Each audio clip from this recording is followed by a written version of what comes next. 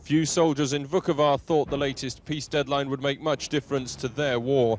At 11 o'clock this morning, 11 hours after the deadline passed, the rumble of cannon fire, artillery and machine guns opened up again over this strategic Croatian town. But I thought there's supposed to be a ceasefire. What's happening?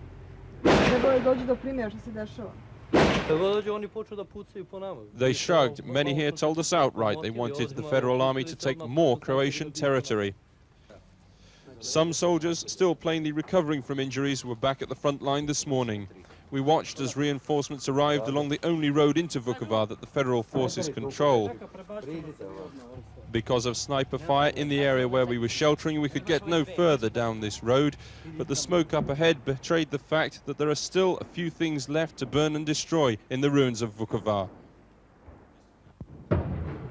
We came here this morning to try and observe a ceasefire in Vukovar, which the Yugoslav army has been fighting over for 2.5 months with the Croatian forces in the town. Instead of finding a ceasefire, we find ourselves in the middle of yet another artillery battle.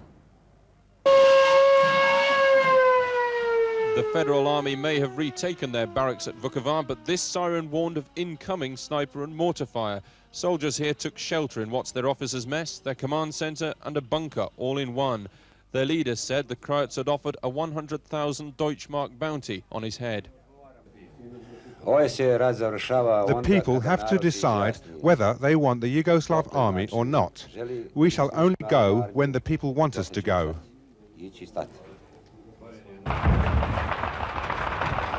Outside, it was clear from the sniper fire and artillery bombardments that the federal soldiers control little of Vukovar beyond the barracks itself.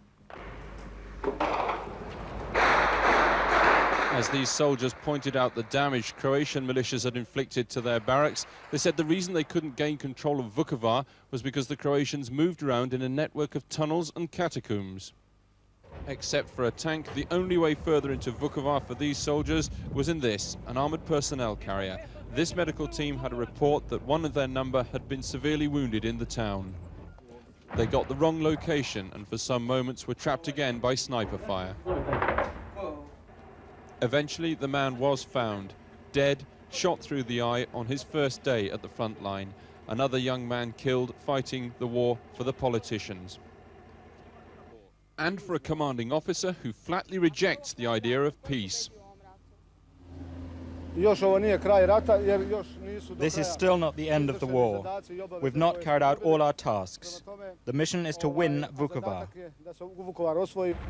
But for the Croats, the ruins of Vukovar are now a symbol of their militia's ability to keep the might of the Yugoslav army at bay for months. Vukovar is for 2 months already sort of Gallipoli for Serbian reserves. It is very interesting that the General Staff and Ministry of Defense don't release, and never did in past 2 months, the totals of army and Serbia regular casualties around Vukovar. Our reporters from the spot are talking about hundreds and hundreds. If the EC really believes peace is at hand, then something ominous is happening tonight at Vukovar. As we left, at least 30 coaches full of soldiers were driving to the front. There was talk on all sides of a major battle coming up. These men were about to dig new emplacements for field artillery. All day, convoys of tanks, trucks and jeeps were heading into Vukovar. And above the maze, the barrels of field guns were poised to lob shells at the town where neither side appears to want a ceasefire.